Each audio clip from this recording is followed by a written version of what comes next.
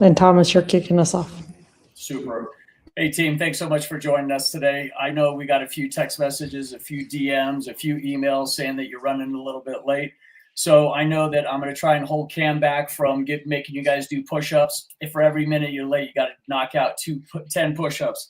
Today we have Cam Satterwhite that's going to be joining us. And of course, I've got my host, Aaron Sarles, and we're super excited. While you guys are trickling in, if you guys want to drop into the chat, who do you have in your Final Four? Because I'm going to ask Cam. Cam, who do you have in your Final Four? Who do you have taking it all?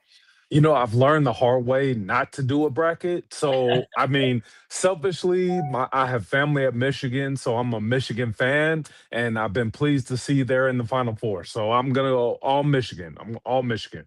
Perfect. What Cam meant to say was he's a big Arizona Wildcat fan, and he's Arizona all the way. Right, Cam? Right, Aaron? That's right. We're going Arizona.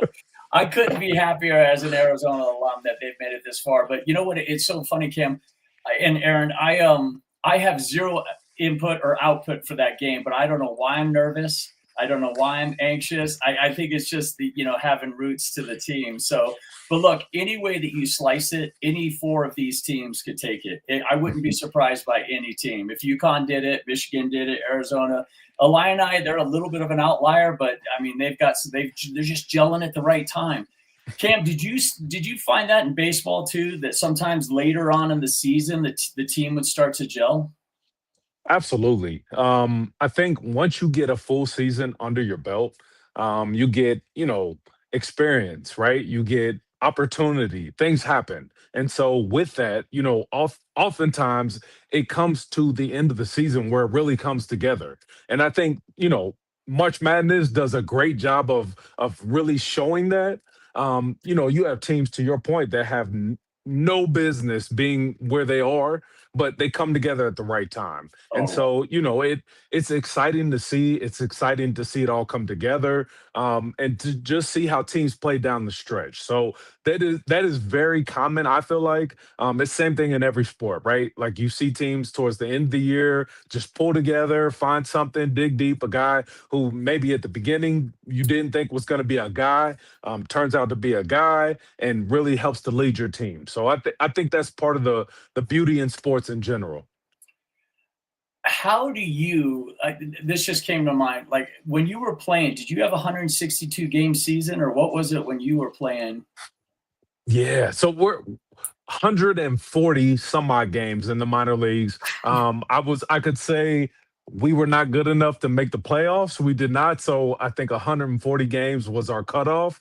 None of the teams that I played with. So some guys go longer, obviously, but 140 games is a lot of baseball. And you get tired. But again, like much like March Madness, if you can pull together down the stretch, you get to do some special things to end the season. Right. So like with this March Madness, I think they play anywhere from 33, 34, 35 games, and then they go into the tournament and then they play. So do you think these guys are running off adrenaline right now, or are they just laser focused? I would say a little bit of both. Okay. I think all of us in the sports world know how important this time of year is for those guys, and so I think that increases the adrenaline. They know what it's like. They've probably watched it, as youth, sitting at on the couch at home, and so they're like, "Oh, I'm finally here." But I also think, it's that end of the year where we got to dig deep, right? We know what our job is, and really want to lean into who we are as a team, and so I think that plays out too, right? I think it's a little bit of both. No doubt. So before we're kind of, I think people are starting to trickle in now, and those that are going to join us are going to join us. So before we get into who you are, Cam, and what you've done and where you're going and what you're doing, if you were in front of each one of these teams right now, what advice would you give these players? I think I would give them the same advice that I give my 11-year-old son, and it's all about effort and attitude, right? I think believe it or not, like everybody is talented, right? Sometimes things are going to play out that you can't really control. But I Right. think when your effort is there, you a lot of times things kind of fall in your favor. And then when your attitude is there as well, it's contagious. Like Sure. other guys on the team pick up, they're like, all right, a guy may, bang out a couple threes who's not typically a 3-point shooter. So I think those two things really play out well in a team environment. And that would be my advice. I think, whatever team you see that ultimately will give the best effort and attitude throughout the game, I think it's going to be the team that wins. And we've seen that. I think that's why we always see buzzer beaters in Right. March during Right. this time frame. Right. No doubt. No doubt. Well, team, thanks so much for joining us. We were just kind of having a little chalk talk with Cam here. So I'm going to give Cam the floor. He's going to talk a little bit about himself, who he is, what he's done, and where he's going. And then we'll get into a little bit about Aaron, a little bit about myself, and then we'll launch into tonight's webinar. Cam, the floor is yours. Awesome. I appreciate that. So first of all, I am Cam Satterwhite. I am a former professional baseball player, and I'm a former athlete, right? I think that's the bigger piece of it.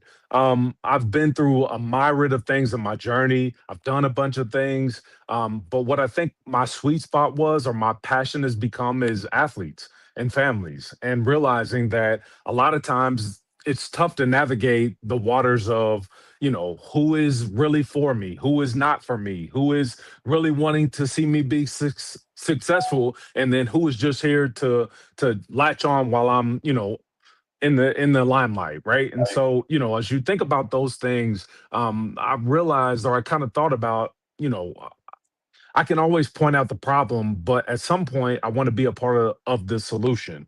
And Right. so, for me, as long as I sat around, I was like, okay, it's time to do something. I think I have enough people in my circle, and enough of a platform to leverage that. And so I started, I'm the CEO and founder of the Players Equity, which is really talks about the value of the athlete, really helps athletes to understand the value they bring to the table, but also helps the families as well, right? And helps to train and teach and educate. There's a lot of people in this space that want to work with families, athletes, just because of who they are, the money they make, the things they bring to the table. And it's very tough to vet who is a good person, who is a good contact or a good partner for me in this journey. And so that's really where I've taken a passion, and that's really what the Players Equity is about. We have real conversations with real people. We talk to professional athletes, we talk to professionals in this space, financial services, branding, so on and so forth, to really just give education. And my tagline is, when you know better, you do better. And so, for me, my thing is really helping and equipping families and athletes to know better so they can in fact do better. Awesome. Love it. Aaron, the floor is yours. Can you tell the audience a little bit about yourself? Yeah, so hi, everybody. I am the tech person behind all of this. So sorry I didn't engage in the conversation earlier, but I just would add, I'm a parent first and foremost. I have 2 student athletes, so I walk this every day with both of mine. And so it is just so, this is a topic in the work that we both do, both at Blueprint and at Players Equity, is near and dear to my heart. How do we take care of these student athletes, as well as how do we help the family and the parents make great decisions, as well as, maybe you're going to upgrade your parenting skills as a result of this. So I come from this first and foremost as a mom. And then obviously my background is I spent 25 years in corporate America. I was an executive strategist and coach. And, I bring all those skills to how we service the athletes here at Blueprint to Blue Chip. So that's a little bit about me. Awesome. Aaron, who do you like in the tournament? Okay. Well, I was going for Duke, and that was like a heartbreaker, okay, on last weekend. I was like, what? How did that happen? But I'm going to go with Arizona. There you go. Beautiful. Awesome. Cam, Aaron, thank you so much. And I'm Thomas Rowe. I'm Aaron's co-founder of Blueprint to Blue Chip, where we are a resource for athletes, families, and coaches. So what we're going to do is we're going to jump right into it. What basically tonight's topic, we were actually, Cam, we were on a call with somebody, who's involved in Major League Baseball, and we don't want to drop any names here because we don't want to misquote him. But he said something really interesting. Parents are the problem, or parents could be the problem. And that resonated with us because one of the things that Aaron and I have dealt with so often is a lot of parents who live vicariously through their student athletes. What's been your experience on that, and what advice would you give parents, and what advice would you give a student athlete? That's a great question. Very timely. I had an interview. I'll also leave the person that I interviewed nameless as well, just yesterday. And I think when we talked, he's a coach, he's a former player. His dad played in the big leagues. And so, in our conversation, he was just saying parents oftentimes look at it like their kid is the greatest, right? Right, And because they're the greatest, you don't typically rationalize what the coach may be thinking about, right? right, The coach has got to focus on the team. And the parents are focusing on their kids. And so, rightfully so. I have kids as well. And so I think it's important that as parents, not it's I think it's tough to say, kind of stay in your lane, right? But so I don't want to say that, but I think it's important that parents realize that a coach's job is to win. And so, the person I spoke with yesterday, he talked about how, he made it to the big leagues. He made it to pro ball. He was drafted. Um, he didn't play when he was, in his youth. There were times where he was on the bench. right, His dad was a big leaguer. And so you're looking at it and you're like, why aren't you playing? And a lot of parents are going to be upset. He said, I asked him that question almost verbatim. And he said, my dad, after the game, I didn't play much. He asked me, where you want to go get something to eat? What do you want to do? Right. And he wasn't playing because there were other guys who were better and he had to continue to make improvements. And so I think it's important that as a parent, you understand that it's not always about your child being the number one player, but their right, development, right? Their process as they go through and get better. They right, understand, hey, I need to learn in baseball. I need to learn how to, hit a cutoff man. I need to learn how to sprint and get out the box quickly versus just kind of like going through the motions and expecting that I'm the guy. He also shared as a coach that oftentimes he'll have guys who do really well. They go 4 for 4. And the first thing he says to them is something negative just to keep them grounded, but to also keep them hungry to continue to get better. So I think, as a parent, it's important to realize that the coach's job is to coach. right, As the player, I think it is equally important to realize that the coach's job is to coach. And so, oftentimes I think about my own son. And so, he thinks that if a coach says something to him, he's really trying to put him down. And I'm like, listen, he's not saying something to you to put you down. He's right, saying something to you to make you better. And because he likes you and because he sees something, right? Our job is not as coaches and as professionals in the space. Our job is to not always pat you on the butt and say you're doing fantastic. Is to help continue to keep you hungry and make you get better. And so I think that's something that the kids also need to understand on the flip side of that. You know what? I'm going to jump in real quick. I know that some of the questions are starting to come in, and based on what you just said, it was a car ride home. Somebody wrote in, we just had the worst car ride home from the game. My son played terribly, blamed the refs the whole way home, and I just stayed quiet because I didn't know what to say. Did I mess up? I don't think so. I think that sometimes well, I take that back.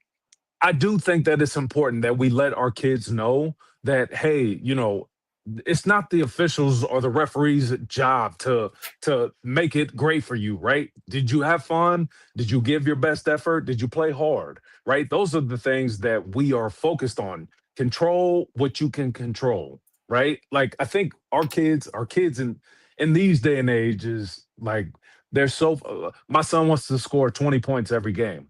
And if he only scores, 12, then he's down. And I'm like, well, did you have fun? Did you play? Did you get involved in the game? Were you getting your teammates involved? All right. So it's less about your success and more about just enjoying the game, being a kid and really leaning into the game. It's tough also because, you have kids that are, they everybody sees the next level, right? The pro level, where we're going. And I'll say, I was having a conversation with a coach the other day, and he was on a flight with a big leaguer who is, I'll also leave him unnamed. He's starting to get to the point where he is no longer enjoying the game. Yeah. And so part of the reason why he's not enjoying the game is because it's a job, right? He's putting so much pressure on himself to be successful. He's in the big leagues. He's making a contract. He's doing all these things. This is his livelihood. Let's not put that same type of pressure on our kids. Let them know that it's okay to make mistakes, to make errors, to turn the page and just look towards the next thing. Maybe on the car ride, instead of sitting and having that conversation the whole time, talk about it a bit, and then listen to your favorite song. Right? Go home and watch cartoons together. Just turn the page. Awesome.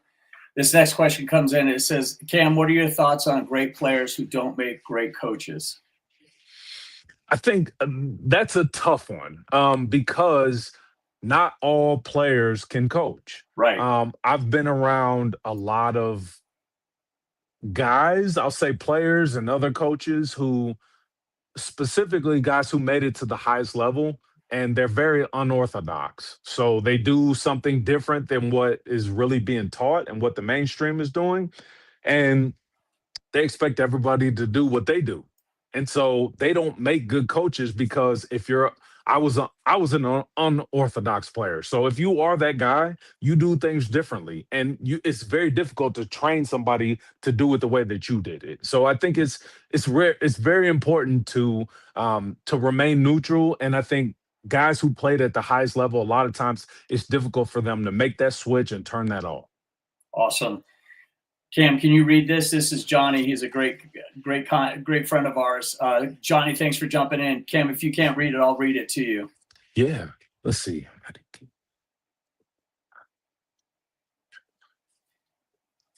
Takes place. I keep that. So that's a very good question. I think the big thing is setting the boundaries up front. And I think about our basketball team, that I'm helping with. One of the things I push our head coach to do is to have a parent meeting. Even when I was coaching, I would have a parent meeting, right? A lot of times, if kids see their parents doing something, they very quickly jump on board. And I think it's also important that the parents understand the parameters that they're playing within, so they can also share that with the kids. So for me, I think the best way to keep a parent in check is to set the expectation before anything happens, right? We've talked about this. Everybody makes mistakes, so it's a good chance that it can get broken, right? Sure. But I think, to that end, if you've had the preliminary conversation and those things get broken, then it's easier to fall back on, okay, we talked about this. This is what we now have to do. We can't allow our kids to see that. We can't have, we don't want that type of rapport with our team. And so I think it's important to just kind of set that expectation ahead of time, so that you can genuinely expect your families to follow the expectation, follow the guidelines. Awesome. Johnny's a great contact of ours because he is a ref. And what he does, did he get into football too? Johnny, I know that you do basketball. I know you do baseball. Maybe you do some football as well. So, Yeah, I mean, he does football. He gets it from all angles. I mean, I can Awesome. only imagine. And we've seen all the Instagram clips and the YouTube clips of these refs getting assaulted. It's just unbelievable. I mean, talk about a thankless job. And most of them are doing it just for the love of the game, not for the money. Absolutely. Well, it's sad. And I think, I pride myself on not getting in trouble, right? As a coach. I have had a little tiff with a referee or an official. But at the end of the day, I would apologize. I go back and say, hey, listen, I'm sorry. That wasn't what I was trying to do. I was really trying to get this point across and fight for my kids. I think it's important to understand too, give a level of grace, right? Like, understand 9 times out of 10, whoever is officiating the game just came from their job as well. And Right. so it's important to understand, maybe, if John is the official, maybe John didn't have dinner, right? Maybe he had a bad day at work. Maybe somebody cut him off in traffic. So anything could happen. We have to give those guys grace as well. We granted we won a great game, but at the same token, I think it's important to give grace, not only to give it because we also want to receive it. Sure, sure. Cam, this is from a mom. She says, Cam, my daughter plays softball and she compares herself to her teammates who gets way more playing time. She says, I'm just as good as her. The coach just likes her better. What do I say to her without agreeing or disagreeing, without making her feel worse? That's always a tough one. Always a tough one. I think the best thing that I always revert to, and I'll share my own experience, is I talk to my son about effort and attitude. Okay. Literally, those are the two things that I talk about. I think when your effort is always there, your attitude is always there. You never know when the time is going to come where your number is called. And so, if you are constantly in a positive mind frame, then when your number is called, you can execute. I think about, I'll just a quick story, but my freshman year in college, I was at Indiana. And so I remember going to Tarpool. Actually just gotten drafted by the Cleveland Indians, and I was the only guy on the team who had gotten drafted. And so I was like, all right, clearly I'm the guy in my head. I get there, I'm not starting. We open the season with Miami. We go down to play the Hurricanes. I don't even get a chance to travel. And so, I'm fairly disgruntled. I'll be honest. 18 years old, just coming off a draft pick. I was like, all right, this is not what's supposed to happen. Long story short, fast forward about midway through the season, we had an obligation to be at Tarpool every day, like an hour before the actual time to be on the field. And so it had snowed. We're in Bloomington, in Indiana. What do you expect? And so I get there and I'm there, I would say an hour and 15 minutes early. And so I wasn't going to start that day, but I knew I needed to be there. And so I get there and I'm ready. I do, Tarpool. Long story short, the guy who was supposed to start over me showed up 5 minutes late. Because he was late, he was scratched. I got Oh, a chance to start over him. I went 3 for 4. I didn't come out again after that. Right. And so I think one of the things, and it's selfishly, it's my tagline. If you stay ready, you don't have to get ready. there you And go. so I think that's the thing to share with your kids, right? Always, you never know when the time is going to come. And I can tell you this much: I'm not coaching your child, but I can tell you that if they stick her in for a pinch hit, they stick her in to do a pinch run, do something, and she's not ready, it's going to make it easier to put her further back on the bench than if she goes out and executes. No doubt. No doubt. Next question. He's from a dad. Cam, my son got benched for the first time ever last week. He's 14. Well, it's probably going to happen more, Dad. He's 14, and this is the first time he's faced real adversity in sports. He now wants to quit the team. I told him, don't quit. But honestly, should I be encouraging him, supporting him, or what's your advice? Definitely encourage. I had the fortune to play baseball, right? And in baseball, if you are successful 3 out of 10 times, you're a Hall of Famer, which Right. means you're going to fail, right? 7 out of 10, you're failing. And so, failure is a part of life. And so I think learning how to be resilient through that, I think is going to be something that'll benefit him long term. I'll relate this a bit to life, but sports teaches us so much about life. And so, one of the fears that I have with our generation where we're not honest with them or they do quit and we just allow them to do so is what are they going to do when you go to apply for a job and you don't get the job? Right. I mean, the tough part is how do you bounce back from that? I was going after a job that was, a six-figure job and I was going to do this, I was going to do that. Then you don't get it. How do you bounce back? What do you do? Right? I'll bring it closer to home. You get a chance to play pro sports, you get released, right? What do you Yeah. do? And so failure is inevitable. It's going to happen. And so working through it is the part that's most important. Um, Everybody that makes it to the big leagues is we love that, but the guys that don't, they got to pick up somewhere else. And so Right. it's important to learn how to be resilient through it. No doubt, no doubt. This is another question from a mom. She says, Cam, my daughter had a terrible game yesterday, and I could tell she was upset in the car. I asked her, how do you feel about how you played? And she said she just doesn't want to talk about it. So I stayed quiet for the rest of the ride home. Should I have brought it up later, or should I have wait for her to, or encourage her to talk about it? I think so. This is another one that's close to home. My son does the same things, or my kids do the same thing. I think it's important to have that conversation first to let them know that one, it's okay. Like, we all have struggles. I don't think there's a single professional out there that hasn't hit a slump of some sort, whether it's a jump shot, you dropping 100 passes a year, whatever it is. And so I think it's important to just share that. Like, it's okay, right? We'll bounce back. We'll be better tomorrow. No big deal, right? But not allow that to become their identity, if you will. So that's my thoughts on that. Got it. Got it. Next question here. My daughter is a senior. She's not getting recruited. She's heartbroken. I don't know if I should encourage her to keep trying, or help her accept that this is probably not going to happen. What's the line between being realistic and moving on? Mm, that's a good one. Um, I think I think being realistic is probably the best way to do it, and just being direct. And I think there comes a point in time where everybody has to hang up their cleats. I'm a baseball guy, so it's always going to be the cleat conversation, not sneakers.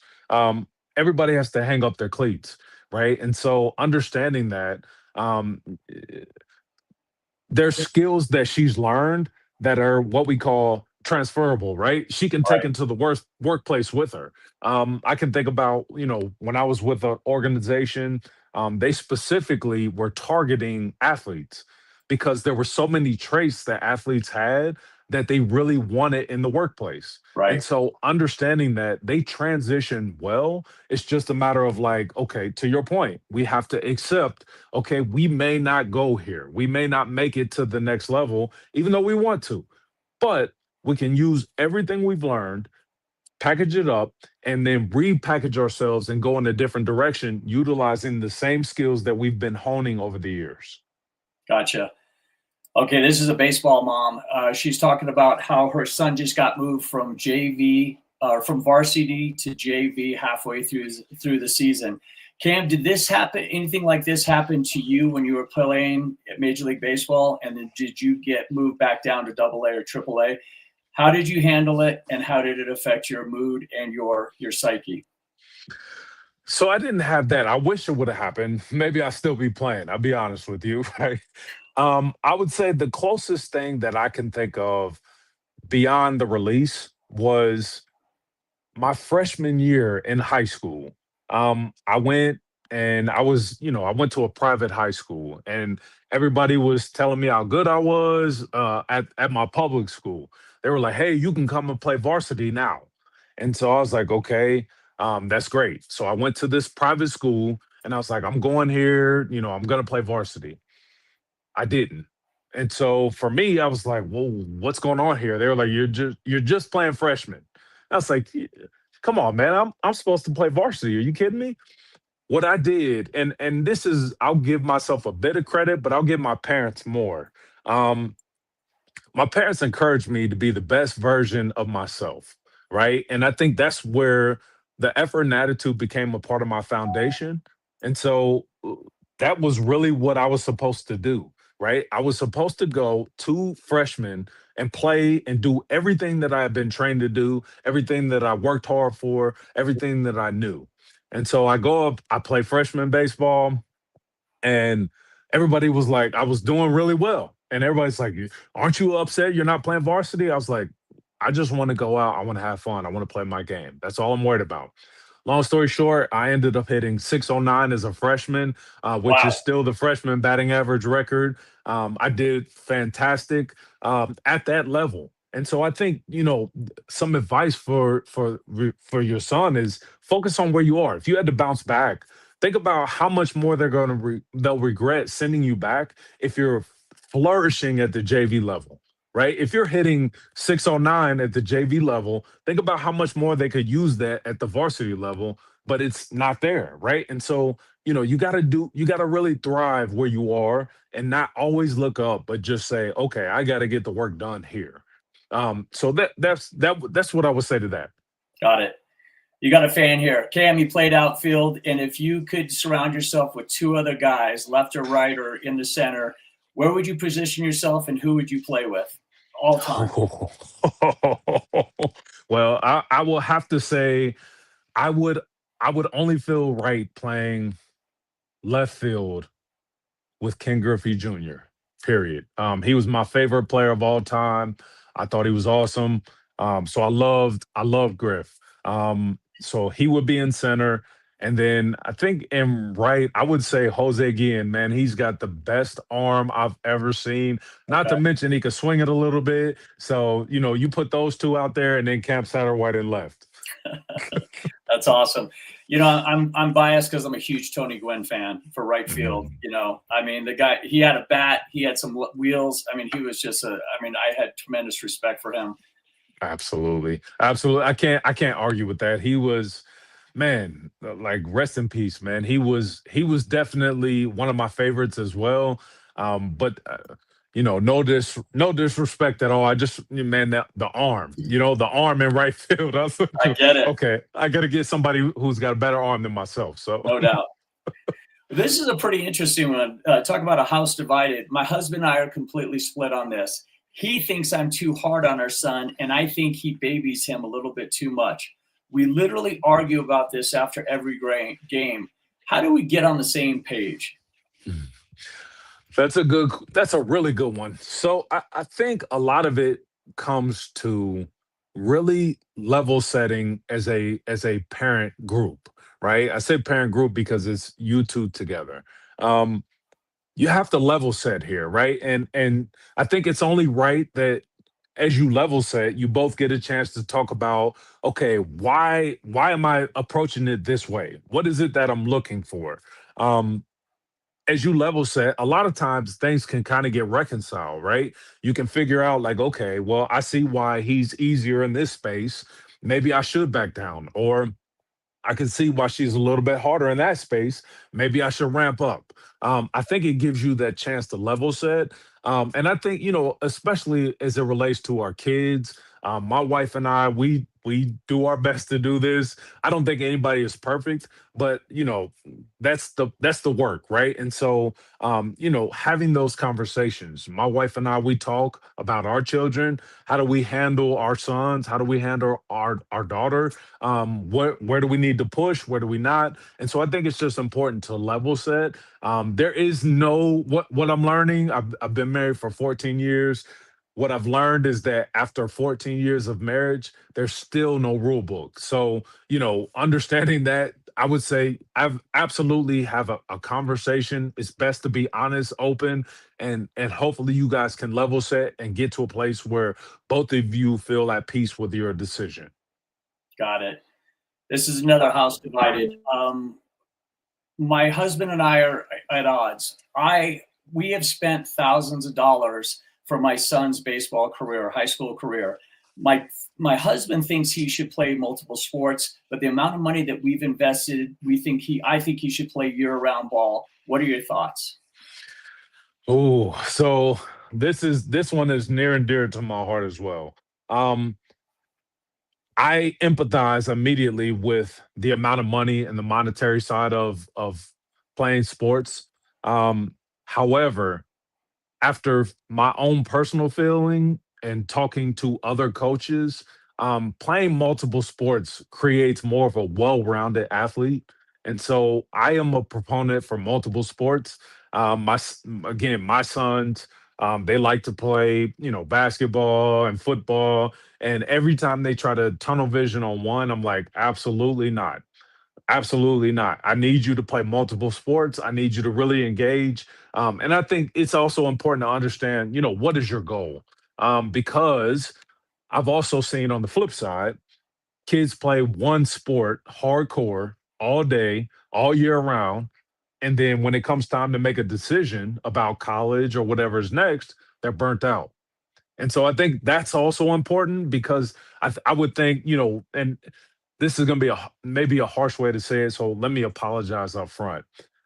What is better to what do you feel is better, to burn the money playing the one sport, or to burn the money with the one sport being played and then the kid decides to do nothing, right? They end the career. And so I think either way, I think the most important part is that the kids are well rounded, they're ready to play, and they're ready to have fun. Got it. Here's a question from a mom. She says, "Cam, my son had a pretty bad game. He was making a couple of errors in the game, and another player accused him of having the yips. He didn't know what the yips were, so when he came home and asked us about it, and then he Googled it, he now has it in his head." I know you're not a psychologist. Have you ever dealt with it, and how could a kid deal with that? Or do you think it was just the other player hazing him? I mean, we don't know the context, but how would a kid deal with the yips?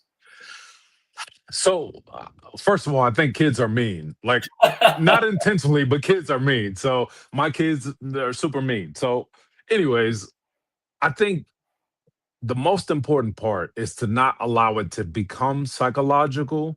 Okay. Like you're really just rotating it through your mind.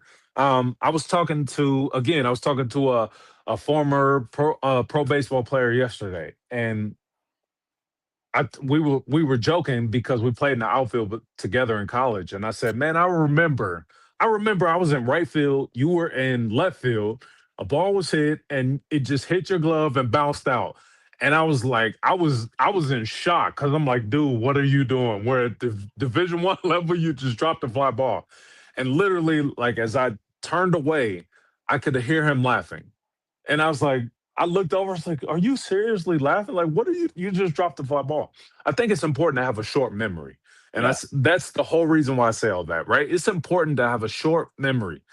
We all make mistakes. We Right. all do, but we're not defined by our mistakes. And so understanding that it's important to, when you make a mistake, not if, but when you make the mistake and then turn the page. Don't think on it too long. Just keep going.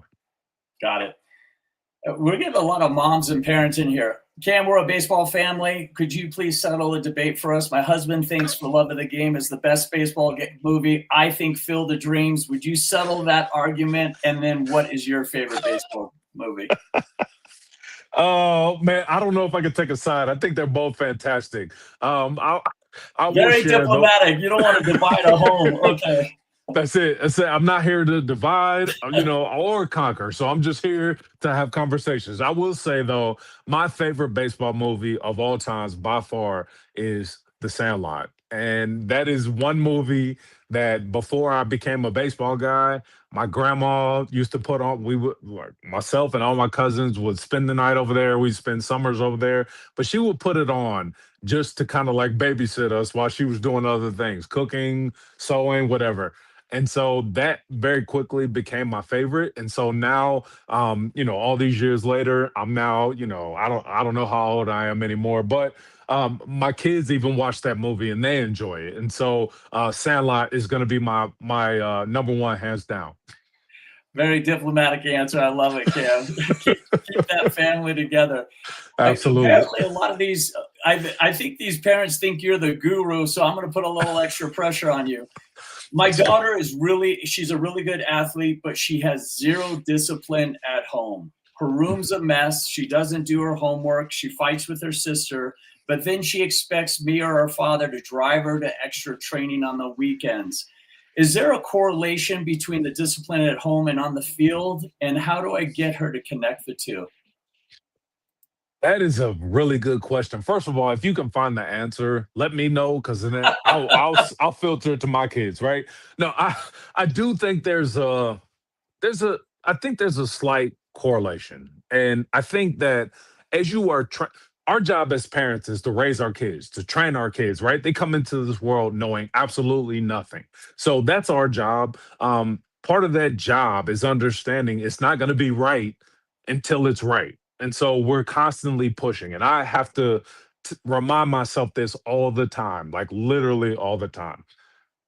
I do think there's a correlation, and I think when you can do these things, you understand. Hey, listen, there's a lot of studies, right? I'm bad with memorizing certain studies, but there's a study about making your bed in the morning, Right. right? And the percentage of being successful. And so when I understood that, I was like, I got to make my bed every morning, regardless. I do that. I don't put that on my wife. I think it's important that they do those things as they get more into it, they will understand. It might not happen until they get to college or whatever, but some of the things that like my parents taught me and I had to do at home, I was doing in college. And I was like, wait a minute, like, why am I doing this? I was like, wait, because I've been doing it for years. And Right. so I do think it's important. And some of that also includes showing up to practice on time for baseball or making sure that my cleats and my uniform and my locker was organized, right? So I think a lot of those things transfer. So yes, I think it's important to continually push that, but no, as a parent, you're gonna have to push that. And I say that almost like looking at myself in the video. You're gonna have to push that. That's part of our job, unfortunately, and it's not the most fun, but I think it's something that we have to do constantly to get them over that hump. Awesome. Cam, we got a dad here. He says, Cam, you're a real player's player. I appreciate that. I also know that you're a dad. I coach my son's team. It's hard to be his coach and his parent. At practice, I hold him to a higher standard, but then at home, my wife says I'm a little too hard on him. How do I separate the two roles? And do you coach your kids? That's an awesome question. And yes, I do. I do coach my kids. I think so. I've heard a couple things. For me, I oftentimes get well, you played at a high level, so I know you have that expectation of your sons. No, I don't. I not at all. However, excuse me, I do want them to put forth their best effort attitude. I For us, for basketball specifically with my middle son, um, I have the head coach talk to him, not Got it. myself. And I think that's really created a barrier for us to where, if there's something that needs to be said or is something that's harsh, it's said from somebody, not myself, right? And that allows us to continually have a good car ride home, to to put our arms around each other and hug each other at night and say we love you. So like everything is still good having Yeah. that. And then when I do say things to my son, which I do, I think it's met differently. So when I say it, I constantly have to remind myself that, okay, this is my son. I love him. Let me just make sure that what is my goal here? I'm trying to get a result. I'm not really trying to get on him. So understanding that, let me approach this differently. And I think that's something that's really helped me. So I would say, allow somebody else to coach your son like on the field, and then when you're riding home, let it be the ride home and just share things with them. You got to make sure you're giving your best effort and attitude. You got to make sure you're hustling. You got to make sure you're doing this, doing that. It's just what we expect from the team, right? And don't make them an outlier. Got it. Cam, we're spending $15,000 a year on club volleyball for my daughter. She complains about the coach. She doesn't want to go to practice half the time. And when I try to hold her accountable, she says, why are you forcing me to do this if I don't like it? I don't know what to do. What are your thoughts on that? Now that one I do think is tough, right? And I will kind of back into the answer here.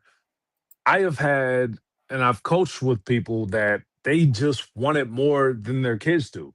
And so I think sometimes when that's the case, you run up against this friction. And so I do think it's important to kind of understand what it is that the kid wants out of whatever they're doing. Like, do you want to go to college? Do you want to go to the next level? Do you want this, right? And not make sure that you don't want it more than they do. Because as parents, I've learned, I'm pretty sure anybody can attest that we are really good at pushing, especially our kids, but we're not good at understanding what it is they want.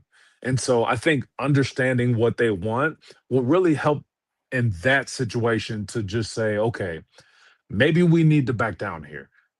Don't allow my encouragement. I worked in financial services. I know this is a very difficult thing to say, but don't allow the investment to be the driver, Got right? it. Because I think, the kid has to be the driver. If the driver is, if they're going left, you can't keep going straight. You got to figure something out. You got to make an adjustment. And maybe you need to pull the 15,000 and, either take it off, back it down, or play sand volleyball in the backyard. Got it. So that's my thought there. Cam, my son's a solid D1 football player. He's committed to a program, but he's often threatens about entering the transfer portal because he wants to make more money on NIL. I accused him of being motivated by money and not the sport. What are your thoughts? I totally agree with that. I have family that is in college. I will leave him unnamed. He also is a college football player. Odds are, I guarantee there's at least 40 people on this call that know who he is. He had an opportunity to transfer, make more NIL money. Ultimately, his dad had a conversation with him and said, "Why did you pick the original place that you're at?" They had that conversation, and then he said, "You picked that place because you loved it. It was important to you, right?" When it becomes about the money, unfortunately, you're going to find yourself constantly making moves and doing this, doing that. And it can't be about the money. It's got to be about what is important to you. And you made that decision when you committed to the school, right? So, what can you do there? And this is a very difficult conversation because, excuse me, this wasn't the situation when I was an athlete, right? Right. So I totally get it. But I think it's important to kind of put the values back in front of them as to what it is they're looking for. Is it playing time? Are you not getting enough? Is it, what is it? Because if it's just more money, then I don't know if that's enough of a driver to make that decision myself. Um, I saw you guys this post today. I loved it. I often raise the question of, when you have a kid who's making 200,000 plus in NIL, right? I'm pretty sure everybody on this call started off much less than that. And so, how are you going to help them adjust when they put that NIL money down and now they're looking at a job making 40, 50, $65,000, right? So I think it's important to really not make it about the money, but make it about what you love. Where's your heart? What's your passion? Because when it's over, it's over. And then there's a $45,000 check waiting for you with your name on it, not the $200,000 or the $1 million that you're making in college right now. Awesome.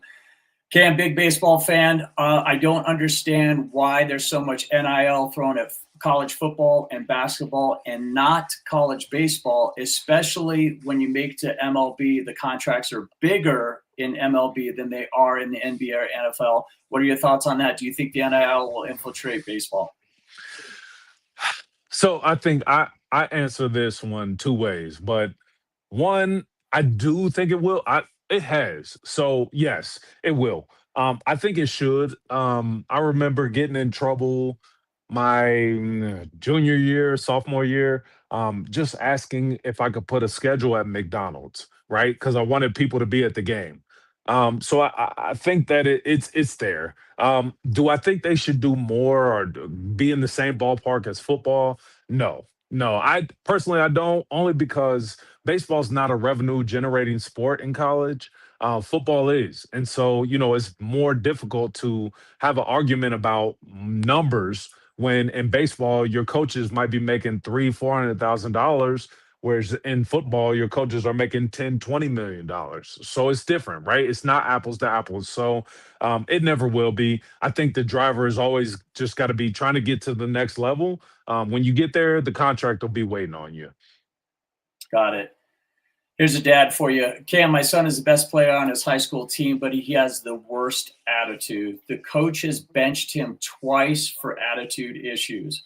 I've warned him that if you continue to get the reputation of being uncoachable, this could affect your college or pro career. What are your thoughts on that?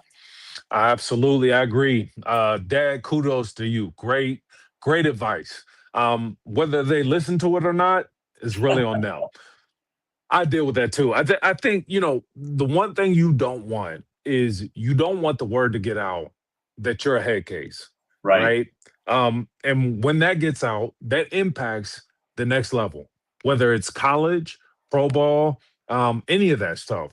I'll share another story with you real quick.